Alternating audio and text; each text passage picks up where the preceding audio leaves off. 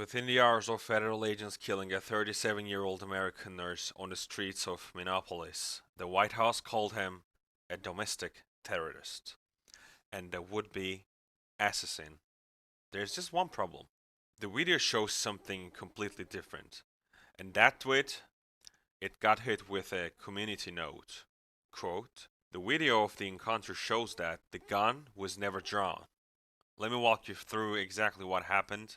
Alex Jeffrey Preddy, a 37-year-old ICU nurse who spent his career caring for veterans at the Minneapolis VA, was on Nisollet Avenue documenting a federal immigration operation.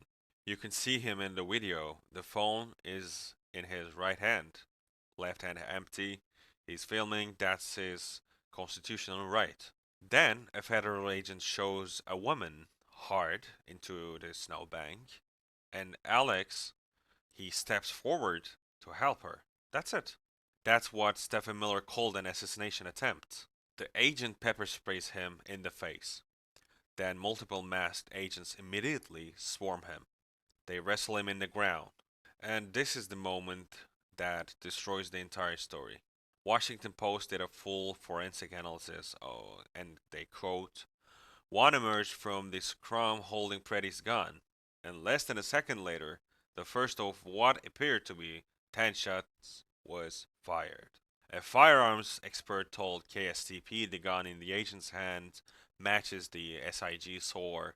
The government later posted, quote, so the SIG firearm with the optics, same coloring, it seems reasonable to believe that firearm was removed from Mr. Preddy's prior to the shots. The gun was already removed. Preddy was pinned on the ground by at least 5 agents, and then they just shot him for no reason. Multiple videos captured approximately the 10 shots total. At least 5 came after Preddy collapsed and stopped moving. A witness who filed a sworn statement in federal court said, 4 or 5 agents had him on the ground and they just started shooting him. They shot him so many times. A doctor, a pediatrician watching from their apartment, also filed a statement saying they did not see Preddy attack the agents or brandish a weapon of any kind. According to the documents, Preddy sustained at least 3 gunshot wounds in his back. They shot him in the back. Here's what Homeland Security Secretary Kristen Noem said just hours later. This individual who came with weapons and ammunition to stop law enforcement operation of federal law enforcement officers committed an act of domestic terrorism. That's the facts, she said. When reporters asked directly if Preddy ever brandished the gun, ever pointed it at anyone, neither Noem nor Border Patrol Commander Gregory Bovenio would answer. Stephen Miller went even further, calling Preddy a would-be assassin who tried to assassinate the federal law enforcement. But as you can see, X users slapped the community note in it immediately. The official Democratic Party account responded, and I'm going to read this exactly as they wrote it. You are a F liar with blood on your hands, they said. That's not me saying that, that's the official party account.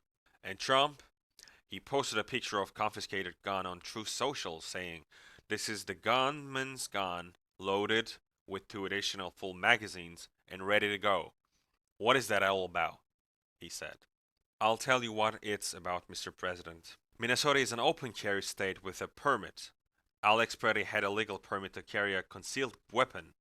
The Minneapolis police chief confirmed it. He had 0 criminal record. Nothing but traffic tickets his entire life. Funny how the same administration that celebrated Kyle Rittenhouse, who brought an AR-15 to protest and killed 2 people, suddenly thinks carrying a legal handgun makes you a terrorist. Even the Minnesota Gun Owners Caucus, not exactly a liberal group, released a statement saying, quote, there has been no evidence produced indicating an intent to harm the officers. But here's what this gets even darker.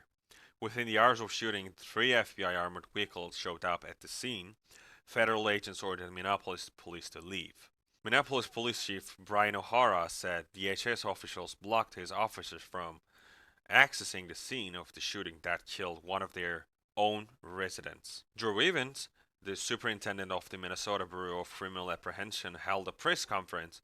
He said his agents obtained a search warrant signed by a judge. Federal agents still refused to let him in.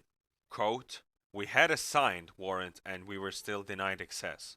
I have never had a federal agency deny local investigators access to a crime scene in my over 20 years of my experience." City officials filed emergency court papers Saturday night alleging federal agents were hastily removing evidence from the scene, seizing cell phones, and detaining witnesses.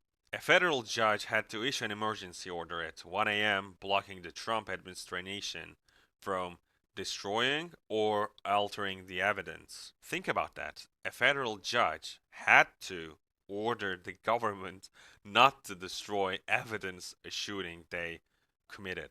Rachel Sayer, director of Minneapolis' Emergency and Management Department, said the ICE operation has created conditions she'd only seen before in conflict zones: Yemen, Haiti, Syria, Iraq, and Ukraine. And Alex Preddy is not the first. 17 days ago, federal agents shot and killed Rennie Good, a 30-year-old mother of three, through her car window as she tried to drive anyway. Kristi Noem called her a domestic terrorist too, and Mayor Jacob Frey watched the video and said, I'm quoting directly, "This is bullshit." This is the third shooting by federal agents in Minneapolis in 17 days. 3 shootings, 2 dead, both American citizens, both called terrorists by the administration before any investigation. Instead of investigating the killings, the Department of Justice is investigating the people complaining about them. This is what they do.